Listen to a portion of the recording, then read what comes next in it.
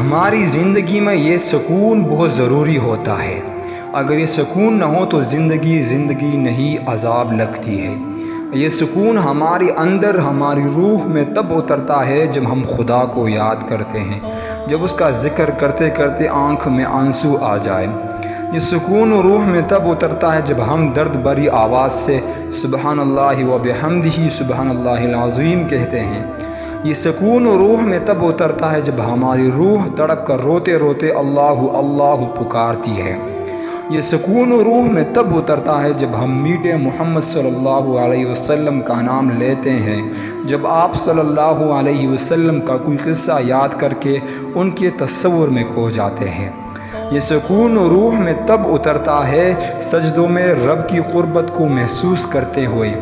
یہ سکون روح میں تب اترتا ہے جب رب سے باتیں کرتے ہیں۔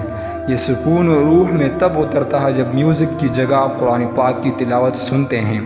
یہ سکون روح میں تب اترتا ہے جب نماز فجر پڑھ کر جائے نماز پر بیٹھ کر رب سے بہت سی دعائیں مانگتے ہیں۔ یہ سکون روح میں تب اترتا ہے جب ہمارا دل رب کا شکر گزار بن جاتا ہے۔